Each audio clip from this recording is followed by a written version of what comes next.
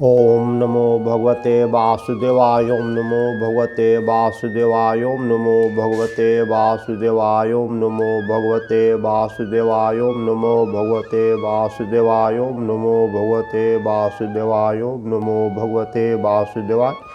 राधे राधे राधे राधे। जय श्री कृष्ण, जय श्री कृष्ण, जय श्री कृष्ण। श्री कृष्णचंद्र महाराज की जय जय। राधे राधे। ओम नमो भगवते वासुदेवाय। ओम नमो भगवते वासुदेवाय। ओम नमो भगवते वासुदेवाय। ओम नमो भगवते वासुदेवाय। राधे राधे राधे कृष्ण। जय श्री कृष्ण, जय श्री कृष्ण। पंचम स्कंध, पहला अध्याय। महाराज प्रियव्रत और उनके वंश का वृतांत। दोहा। राजन सुनिए प्रियव्रत की कथा, अमृतमय शान। गृहस्थी में भी रहकर वे बन गए आत्मज्ञान। राजा परीक्षित बोले, हे महात्मा, राजा प्रियव्रत गृहस्थ होते हुए भी ज्ञान प्राप्त कर धर्मात्मा और आत्मदर्शी कैसे हो गए, जबकि गृहस्थ आश्रम तो झंझटों का घर है, जिसमें पुत्र पत्नी परिवार की आसक्ति भक्ति में बाधक होती है। फिर उन्हें भगवान विष्णु की भक्ति में आसक्ति कैसे हो गई। श्री सुखदेव जी बोले, साधक के लिए बाधक कुछ भी नहीं होता है। जिसको एक बार भक्ति का स्वाद मिल जाता है, वह सभी विघ्न बाधाओं को पार कर जाता है। भवन में भजन करने का अच्छा अवसर मिलता है। इस पर राजा परीक्षित बोले, गृहस्थ आश्रम में भी बिना भोजन के भगवत भजन में बाधा होती है। भूखे को भजन में चित्त नहीं लगता है। श्री सुखदेव जी बोले, किंतु भक्ति में सुख की आसक्ति भी समाप्त हो जाती है। कौन कहता है कि गृहस्थी के झंझटों में भजन का अवसर नहीं मिलता है। गृहस्थी में झंझटों तो बहुत है, इसमें संदेह नहीं, परंतु जितना उत्तम अवसर इसमें मिलता है, उतना अन्य आश्रमों में नहीं मिलता है। गृहस्थी में अभ्यासी को भगवान के भजन करने की बड़ी सुविधाएं मिलती है। जो साधन काल में उसे जो बाधाएं आती हैं, वे सहज ही दूर हो जाती है। परमहंस जन तो इसी क्रम से भगवान में अनुराग करते हैं। फिर प्रियव्रत जी का तो कहना ही क्या है। वे तो बाल्यकाल से ही भगवान से प्रेम करते थे, और जिनके कारण श्री नारद जी उन्हें उसी समय आत्म साक्षात्कार करा गए थे। वे अपने बाल्यकाल में ही समाधि लगा ब्रह्म ध्यान में स्थित होते थे। यही कारण है कि जब मनु जी ने उन्हें राजा बनाना चाहा, तो उन्होंने राजा होने से इनकार कर दिया, क्योंकि उस समय तक उन्होंने पुण्यता चित्त को वश में कर लिया था और उनकी इंद्रियां सर्वथा सब कर्मों से विरक्त हो शांत हो चुकी थी। लेकिन जब मनु जी ने उन्हें बहुत कहा, तो उन्होंने पिता की आज्ञा को टालना उचित नहीं समझा और गृहस्थ आश्रम के सब झंझटों को जानते और प्रजा पालन के धर्म को समझते हुए राज्य का शासन करना मान लिया। फिर तो ब्रह्मा जी स्वयं ही उन्हें पृथ्वी पर दर्शन देने आए। जब महाराज प्रियव्रत गंधमादन पर्वत पर तपस्या कर रहे थे, तब वहाँ देवर्षि नारद जी, उनके पिता राज ऋषि मनु और कितने ही सिद्धियों चरणों और मुनियों के समूह में उन्होंने भगवत भक्ति संबंधी कितनी कथाएं और ज्ञान ध्यान अर्जन किया। उन्हें शोक मोह भय सुख और दुख की कोई चिंता न थी। ईश्वर की आज्ञा को ही वह सर्वोपरि समझते थे, और यही सब कारण था कि गृह और वन उनके लिए सभी एक समान थे। जब ब्रह्मा जी ने उन्हें बहुत समझाया और पिता राज ऋषि मनु आदि ने बहुत कहा, तब उन्होंने राज पर अपना राज तिलक कराया। अन्यथा वे वासना रहित हो चुके थे और उनका अंतःकरण मल रूप राग द्वेष आदि से सर्वदा ही दूर हो चुका था। उन्हें राज की कोई कामना न थी। पश्चात उन्होंने प्रजापति विश्वकर्मा की कन्या बृहस्पति से अपना विवाह किया और उससे उन्होंने अपने ही शील रूप गुण कर्म और बल के समान सुंदर 10 पुत्र उत्पन्न किए। पुत्रों के अलावा उन्हें एक कन्या भी प्राप्त हुई जिसका नाम ऊर्जस्वती था। पुत्रों का नाम अग्निघ्र, इद्धमजिह्, यज्ञबाहु, महावीर, हिरण्यरेता, घृतपृष्ठ, सवन, मेधातिथि, वितिहोत, कवि ये थे। ये सभी पुत्र अग्नि के समान बड़े तेजस्वी थे। इनमें कवि, महावीर और सावन तो बाल्यकाल से ही परमहंस वृत्ति धारण कर चुके थे, जिन्हें भगवान वासुदेव के चरणों के अलावा और कुछ सेवन न करना था, जिससे ये सर्वदा ही महर्षि हुए। पश्चात महाराज प्रियव्रत ने अपनी दूसरी रानी से उत्तम, तामस और रेवत नाम के 3 पुत्र और उत्पन्न किए, जो 3 मनवंतरों के स्वामी हुए। महाराज प्रियव्रत ने 11 अपूर्व राज किया, जिनकी भुजाओं में बड़ा बल था और जिनकी धनुष टंकार से सदैव शत्रुओं के हृदय कंपित होते रहते थे। रानी बृहस्पति सर्वगुण संपन्न थी, जिससे महाराज प्रियव्रत सर्वदा ही आनंदित रहते थे। उनकी चातुरी देकर के राजा मुग्ध हो जाते थे। जब वह कभी हास्यपूर्वक महाराज प्रियव्रत की ओर देखती तो वे अपनी सारी वीरता को भूल जाते। यही कारण था कि इससे उनका विवेक कुछ दबा रहता था, अन्यथा भगवान के वे इतने महान भक्त और उपासक थे कि वैसा कोई नहीं था। एक समय उन्होंने देखा कि भगवान सूर्य का रथ जिधर से जाता है उधर ही प्रकाश रहता है, दूसरी ओर नहीं। तो उन्होंने कहा, अब सूर्य के समान एक दिव्य रथ पर बैठकर मैं इस अभाव को दूर करूंगा। निदान उन्होंने वैसा ही किया। उन्होंने सूर्य के साथ चल करके 7 बार पृथ्वी की प्रदक्षिणा की।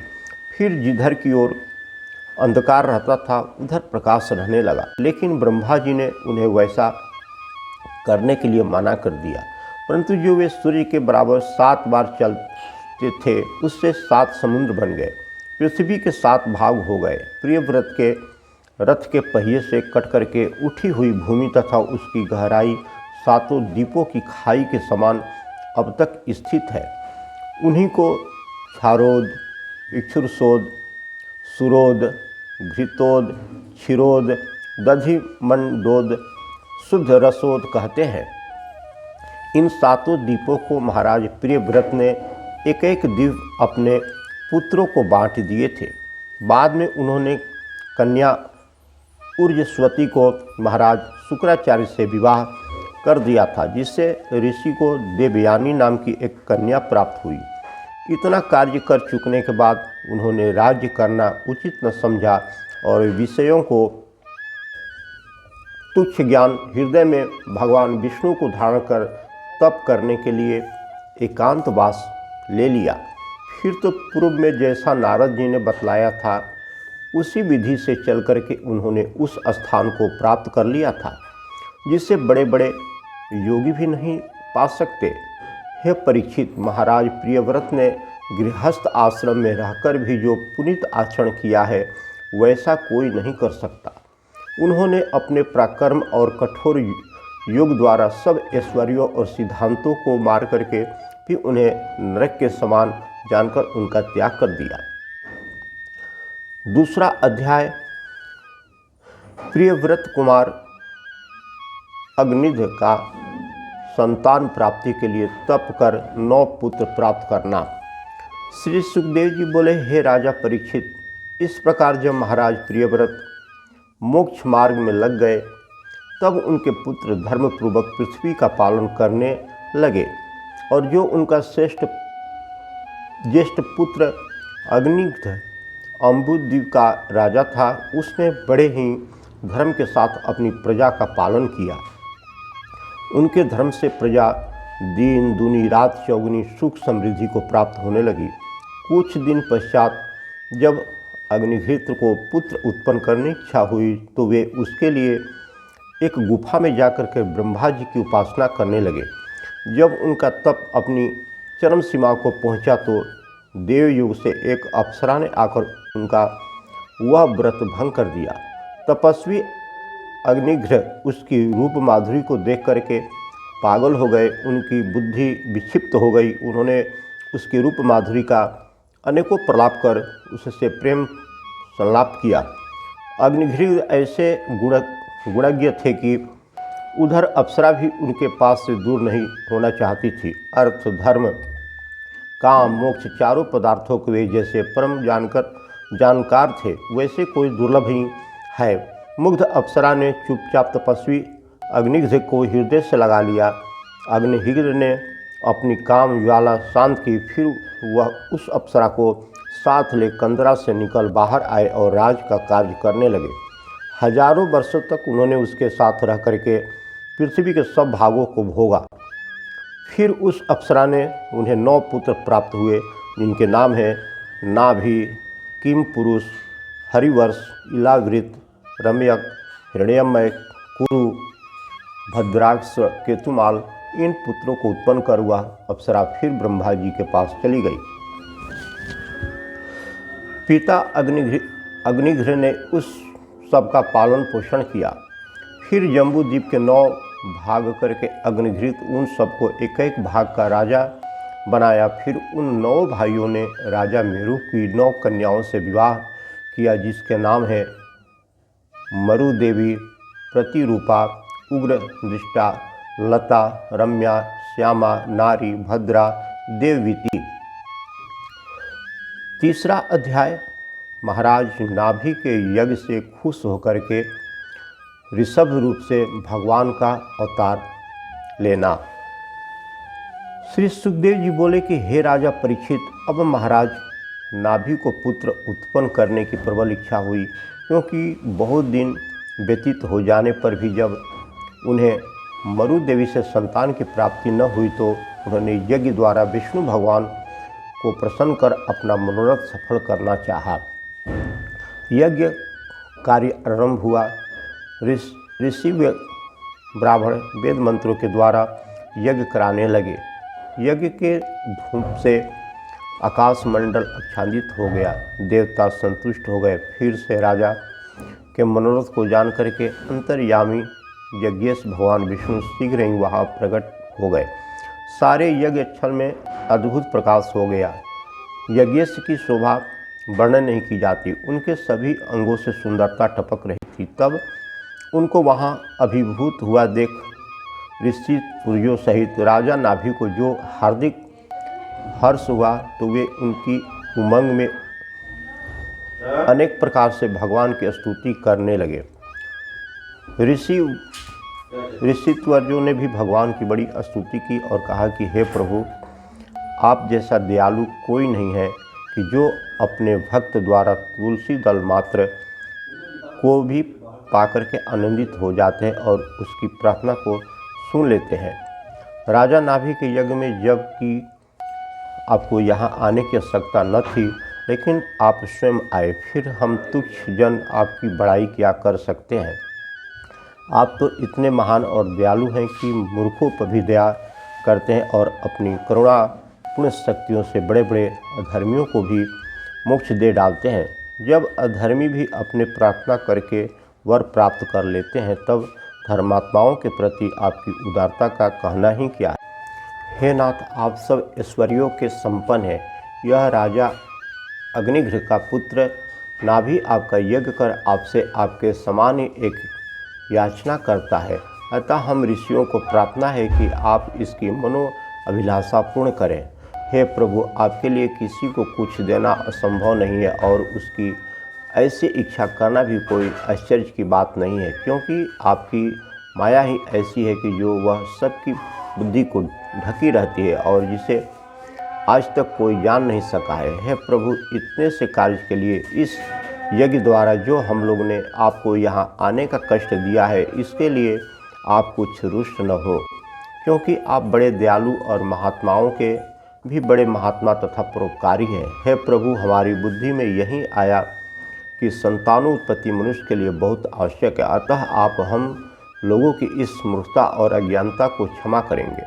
श्री सुखदेव जी कहते हैं कि जब ऋषियों ने इस प्रकार यज्ञेश भगवान की बहुत स्तुति की, तो उनकी प्रार्थना सुन देवताओं में श्रेष्ठ उन ईश्वर ने कहा कि हे ऋषियों, यद्यपि यह आप लोगों ने मुझसे महान दुर्लभ चीज़ को मांगा है, तथापि आप लोगों का वाक्य सत्य न होगा। दुर्लभ है इसलिए कि मैं अद्वितीय हूँ और आप लोगों ने मुझ अद्वितीय जैसा ही पुत्र मांगा है, जिसके लिए मुझे स्वयं ही आना होगा।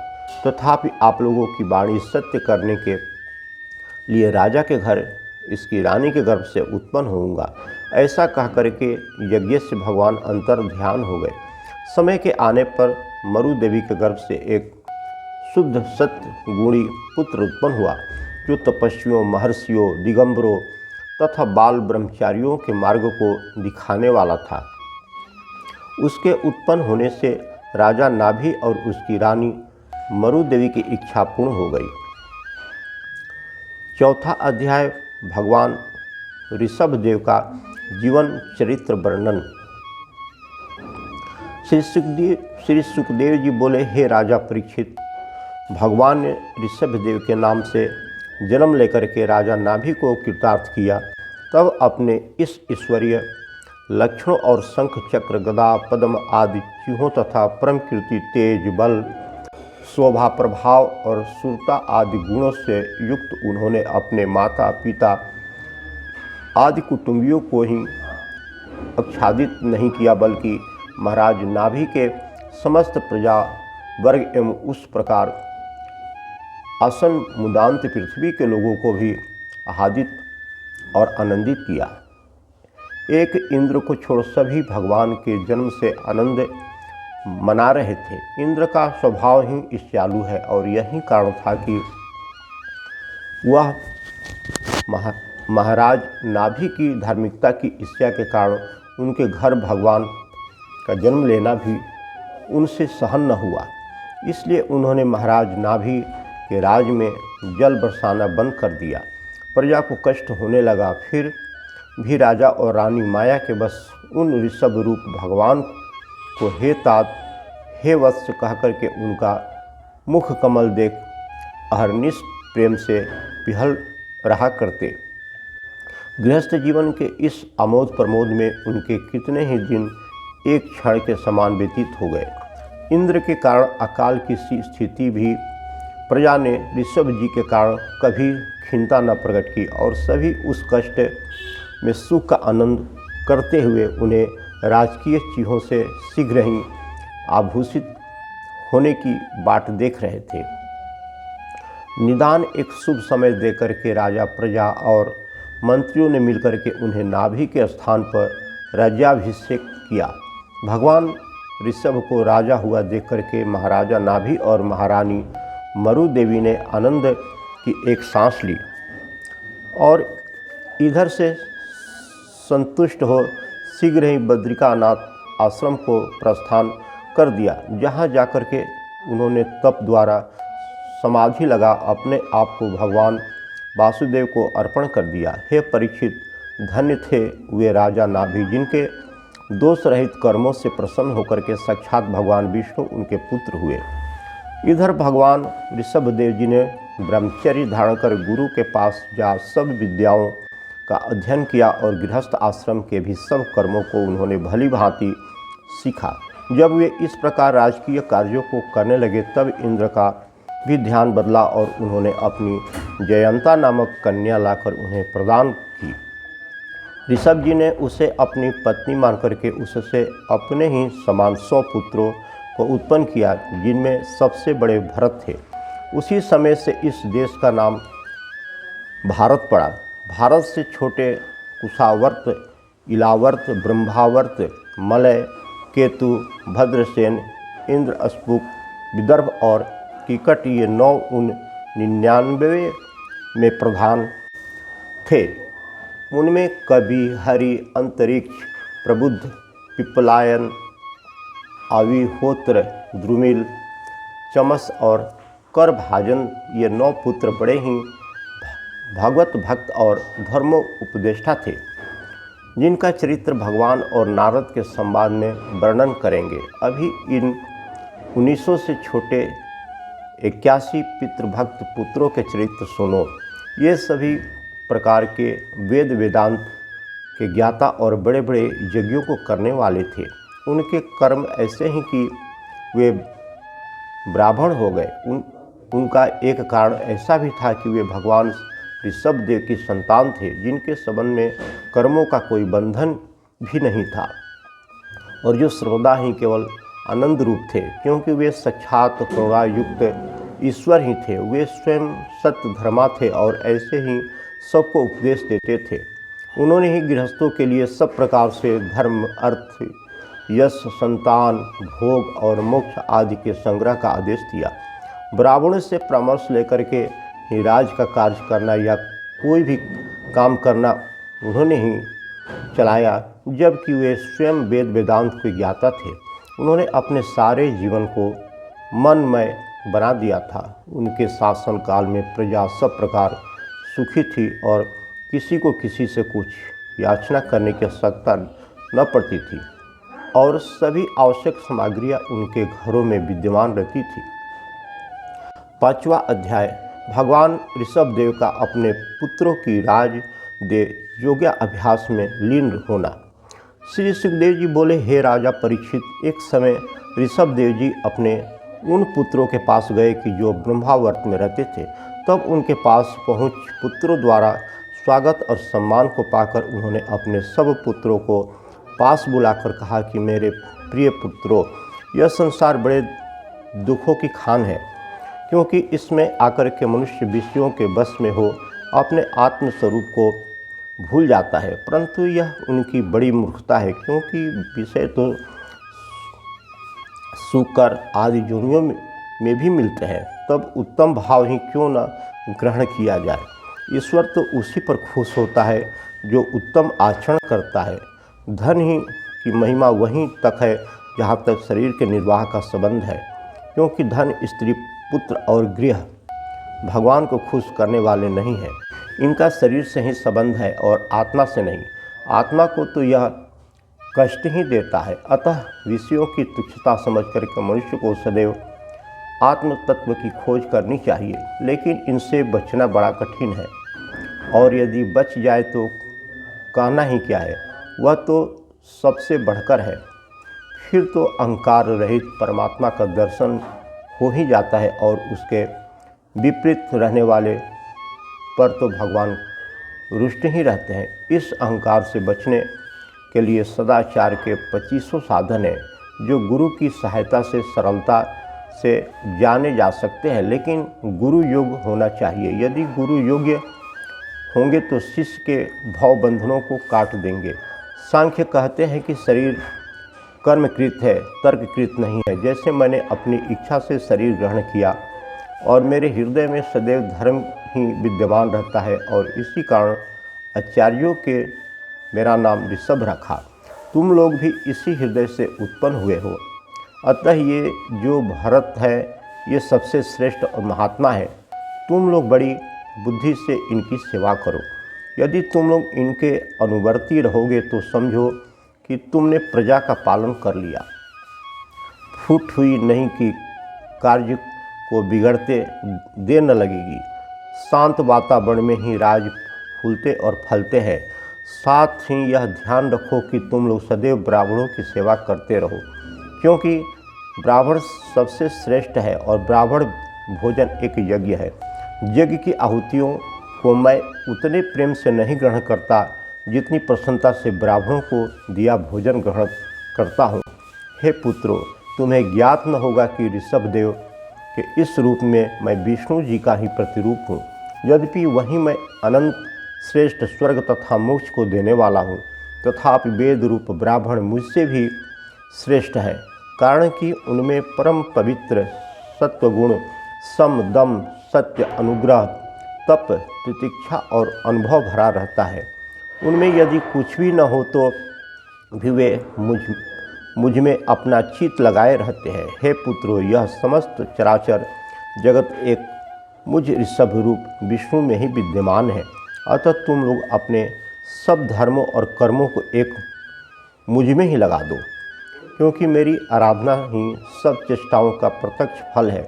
मुझ में सर्व समर्पण ही जीवन की सफलता है और बिना इसके मनुष्य महाकाल के बंधनों से छूट नहीं सकता।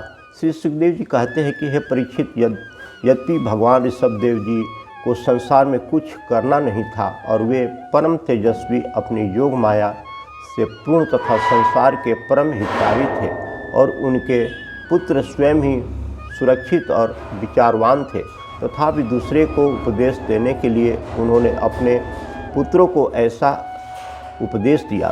फिर वे भगवत भक्ति में ऐसे तत्पर हो गए कि उन्होंने अपने शरीर को कुछ भी सूध बूझ न रखी। उन्होंने शीघ्र ही अपने 100 पुत्रों में श्रेष्ठ पुत्र भरत का राज्याभिषेक किया और फिर सब कुछ त्याग और भूत वृत्ति धारण कर ली। वे चेतना रहित अंधे, गूंगे, बहिरे, पिशाच और पागल के समान मौन व्रत धारण कर ब्रह्मावर्त से चल दिए और इधर उधर बन भटकते लगे। दुष्ट लोग उन्हें पागल समझ करके उनका अनेक अपमान करते, पर वे किसी पर ध्यान न देते। वे सोचते सब तो स्वयं ही नाशवान है, फिर किसी पर क्रोध क्या करना। उन्हें सत असत का पूरा ज्ञान था। वे जानते थे कि शरीर से मेरा आत्मा का कुछ संबंध नहीं है, इसलिए वे शरीर की सब उपाधियों से छूट करके भगवान वासुदेव को प्राप्त हो गए। उनकी बढ़ी हुई तपस्या के प्रभाव से 8 सिद्धियाँ उनके अनुगामिनी रहती थी और वे चाहे जहाँ चाहे आकाश आदि में भी गमन करते थे। मन के समान ही वे सब स्थानों में आते जाते थे। अंतर ध्यान होना उनके लिए सहज था। वे अपने योग बल से दूसरे के शरीर में प्रवेश कर सकते थे और दूर की वस्तुओं को भी देख सुन सकते थे। सब उपाधियों के त्याग के कारण उनके सारे कार्य स्वयं ही सिद्ध हो गए हैं। 6ठा अध्याय ऋषभदेव जी के शरीर का अंत और अहरण का पाखंडवाद। इतनी कथा सुनकर के राजा परीक्षित ने श्री सुखदेव जी से कहा कि हे महाराज, ऋषभदेव जी ने योग में प्राप्त सिद्धियों का त्याग क्यों कर दिया? योगी को तो कुछ भी बाधक नहीं होते, फिर क्या कारण था कि उन महात्मा ने ऐसा किया? श्री सुखदेव जी बोले, हे राजा परीक्षित, तुम्हारा कहना यथार्थ है, लेकिन चंचल मन का क्या विश्वास, नहीं ज्ञात कि यह छलिया कब छल ले। विषय सेवन के लिए यह बड़े बड़े बहाने बतलाता है। इससे ऋषियों ने कहा है कि इस चंचल मन का कभी विश्वास न करना। इसने ब्रह्मा विष्णु महेश किसको नहीं ठगा, फिर योगियों की तो बात ही क्या है। यह अवसर पाते ही अपने फंदे फेंक देता है। हे राजन, काम, क्रोध, लोभ, मोह, मद और भय आदि जीव के बड़े शत्रु हैं। मन इसके लिए सदैव उद्योगशील रहता है। यही कारण है कि बुद्धिमान इस मन का कभी विश्वास नहीं करते। हे राजन, तुम्हारे प्रश्न का उत्तर हो चुका है। अब भगवान ऋषभ का आगे का चरित्र सुनो। जब ऋषभ जी ने उस प्रकार का योग साधन कर लिया, तब उन्होंने अपने शरीर को शीघ्र ही त्याग देना चाहा, लेकिन कुछ और चरित्र के लिए उन्होंने सूक्ष्म रूप से अपने शरीर को पृथ्वी पर रख छोड़ा, जो विचित्र देशों में घूमता रहा। कुटक पर्वत के उपवन में तो वह अपने मुख में पत्थर के टुकड़े चबाकर नंगे घूमता रहा। एक समय उस वन में आग लगी तो ऋषभ जी का वह शरीर भी उसमें जल गया और फिर कलियुग के आगमन पर कोंक, वेंग और सुक देशों का वह अहर्ण नाम का एक राजा हुआ। वहाँ उसे मोहवश वर्णाश्रम धर्म का कुछ भी ज्ञान न रहा और उसने अपना एक अलग ही पाखंड धर्म चलाया, जिसमें व्रत, स्नान, शौच और बाल इत्यादि बनाना सब ढोंग माना गया। किंतु सप्त समुद्रों सहित पृथ्वी का मुकुटमणि भारत, जो सर्वदा ही धर्मप्राण देश था, इसने उसके चलाए हुए अधर्म को स्वीकार नहीं किया और ऋषभ आदि के अवतारों से युक्त उनके पावन चरित्रों का ही गान किया। ऋषभ जी के समान होना दुर्लभ है। वे सब वेद, लोक, देवता और ब्राह्मणों के परम गुरु थे। उनका चरित्र पुरुषों के कुकर्मों को दूर कर देता है। जो ऋषभ जी के पावन चरित्र को ध्यान से सुनता है, उसका बड़ा मंगल होता है, क्योंकि वे भक्ति, मुक्ति के दाता और समर्थी थे। उन्होंने अपने समस्त कुल और भक्तों को मुक्ति दी तथा कितने ही को आत्मा का सत्य स्वरूप बतलाया। ऐसे ऋषभ भगवान जी को हमारा नमस्कार है। 7वां अध्याय महाराज भरत का राज्यकाल और तप वर्णन करना। श्री सुखदेव जी बोले, हे राजा परीक्षित, अब ऋषभ जी के पुत्र भरत जी का चरित्र सुनो। भरत जी ने पंचजननी नामक विश्वरूप की कन्या से अपना विवाह कर उससे 5 पुत्र उत्पन्न किए, जिसका नाम है सुमति, राष्ट्रभृत, सुदर्शन, आवरण, धूम्रकेतु। इनके पूर्व तक अजमेढ़ वन संवत चल रहा था, किंतु भरत जी के अनंतर वह वर्ष भारत कहा जाने लगा। भरत बड़े ही योग्य प्रजापालक राजा थे। उन्होंने अपने पुरुषों के समान ही बड़े प्रेम से प्रजा का पालन किया। उनकी प्रजा सदैव धर्मारूढ़ रह अग्निहोत्र आदि शुभ कर्मों को बड़ी श्रद्धा के साथ करती रहती थी। भरत जी ने कितने ही सांगोपांग युक्त बड़े बड़े यज्ञ किए और राग द्वेष तो उनमें छू भी नहीं सकता था। वे सर्वदा ही निष्कामी थे और अपने सभी कर्मों धर्मों को ईश्वर परायण कर देना ही परम धर्म समझते थे। उनकी समस्त श्रद्धा भगवान विष्णु जी में अर्पित रहती थी और वे सदैव यज्ञ आदि धार्मिक कृत्यों में ही लगे रहते थे। भगवत प्रेम के कारण उनके नेत्र में प्रति क्षण आंसू भरे रहते थे, जिससे वे किसी को देख न सकते थे। इसलिए भक्ति योग से गंभीर उनका हृदय महा आनंद से परिपूर्ण हो गया।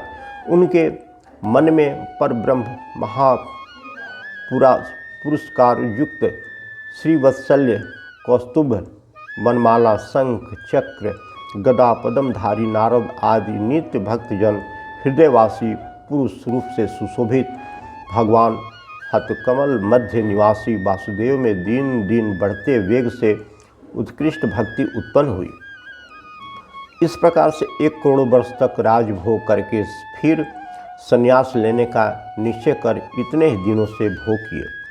पृथु पितामह से प्राप्त राज को अधिकार के अनुसार पुत्रों में बांट करके संपूर्ण संपत्तियों के आकर के अपने घर से निकल करके पुलह मुनि के आश्रम में चले गए। जिस आश्रम में भगवान हरि अभी भी वहाँ रहने वाले भक्त में वात्सल्य भाव से उनके अभीष्ट रूप से सन्निहित रहते हैं, जहाँ पर अभी अभयतः नाभियुक्त चक्र वाले पत्थर सालग्राम है। ऐसी नदियों में श्रेष्ठ चक्र नंदी गंडक जी आश्रम स्थानों को सर्व प्राकारण पवित्र करती है।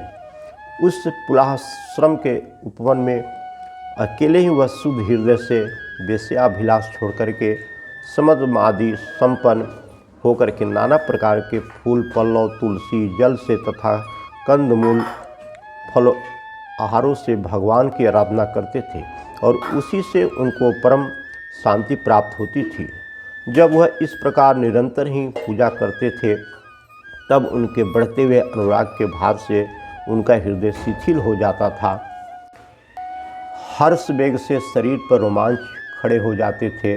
उत्कंठा के कारण झरने वाले प्रेमाश्रुओं से आंखें डुडवा जाती थी और अपने स्वामी भगवान के अरुण चरण कमल के ध्यान से समृद्ध भक्ति योग से सर्वत्र व्याप्त परमानंद से युक्त गंभीर हृदय सरोवर में बुद्धि डूबने के कारण वह अपनी की जानने वाली उसी पूजा को भूल जाते थे। इस प्रकार से भगवत व्रत धारण कर कृष्णाजीन पहन करके त्रिकाल स्नान से गीले पिंगल घुंघराले जटा कलाप से चमकते हुए उदयमान सूर्यमंडल में सूर्य ऋचा से हृदयमय पुरुष भगवान की स्तुति किया करते थे और यह कहा करते थे कि हे सूर्य देवता, हम आपके तेजोमय स्वरूप के शरणागत हैं।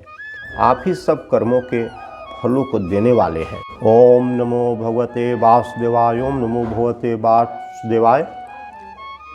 8वां अध्याय महाराज भरत का मृग प्रेम। कल होगा 8वां अध्याय महाराज भरत का मृग प्रेम।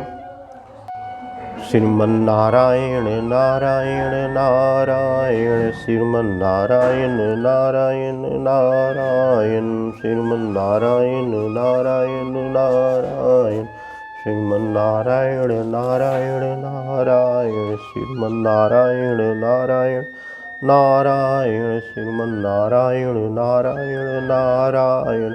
ओम नमो भगवते वासुदेवाय, ओम नमो भगवते वासुदेवाय, ओम नमो भगवते वासुदेवाय।